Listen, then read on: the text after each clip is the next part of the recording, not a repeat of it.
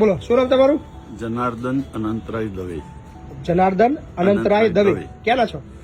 મૂળ ગઢડા સ્વામીના વતન, પણ વર્ષોથી છોડી દીધેલું. બરોડા છીએ 15-20 વર્ષ. કેટલી ઉંમર તમારી? મારી 72 વર્ષ. 72 વર્ષ. એકદમ ફિટ લાગે છે. 72 વર્ષે પણ એ મને છે ને પાર્કિન્સન છે, પેરાલિસિસ છે ને અહીંયા પેસમેકર છે. હું તો બી રોજ 2 કિલોમીટર ચાલું છું. પેરાલિસિસ છે. હા, અત્યારનું હમણાંનું પરમ દિવસનું ડાયગ્નોસિસ છે આપણું સ્વામિનારાયણ હોસ્પિટલ. પણ લાગે છે એકદમ 72 વર્ષે બી એકદમ ફિટ. મનથી ફિટ છો તમે?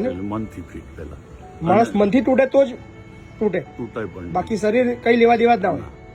છે જ નહીં શરીર, આપણું હતું જ નહીં, આપણું આપ્યું છે જ છે. હા, એ શરીર નષ્ટ થવા માટે જ આવ્યું છે. હા, એના માટે જ આવ્યું આપણા છે. વિચારો જીવતા રહી શકે, બસ બરાબર. આપણી આત્મા જે છે ને આપણા જે કર્મો છે એ જીવતા રહી શકે.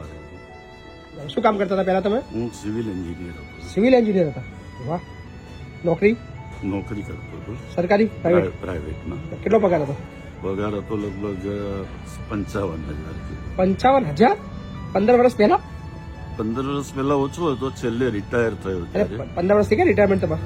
ના ના ના 12 વર્ષ થઈ ગયા? ના, મેં હું લગભગ 62 વર્ષનો થયો ત્યાં અચ્છા, સુધી 10 વર્ષ પહેલા રિટાયર થયા. પણ જવાબદારીઓ હતી અને બે એટલે 10 વર્ષ પહેલા બી 55,000 પગાર તમારો હતો? હા. વાહ. પૈસા બચાવ્યા હતા? ના, એ બચાવેલા, પણ એ બધા ક્યાં ગયા મારે નથી કેવું. મેં ખોટા કામ નથી કર્યા, પ્લીઝ ડોન્ટ મિસઅન્ડરસ્ટેન્ડ મી. બરાબર.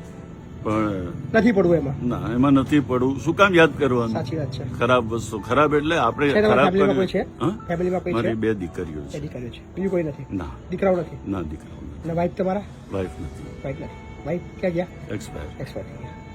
તો અહીંયાનું સરનામું કોને આપ્યું?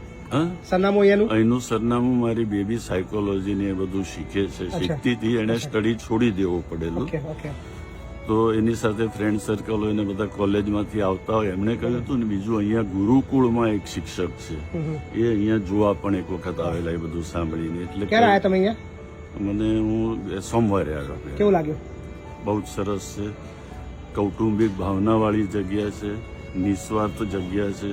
અને ગઈકાલે એમ જ રાત્રે બેઠેલા તો મેં એવું કહ્યું હતું કે મને હેલ્પ કરો. એક વસ્તુની હેલ્પ એટલે કે મેં બોડી ડોનેટ કરી દીધું છે, પેપર્સ તૈયાર છે. બરાબર. કાલે સવારે કંઈ થઈ જાય તો ચામડી પણ કામ આવી જાય બર્ન્ટ વોર્ડની અંદર લોકોને. અને મેડિકલ સ્ટુડન્ટ ચીરીને શીખે જે શીખવું હોય. સાચી વાત છે.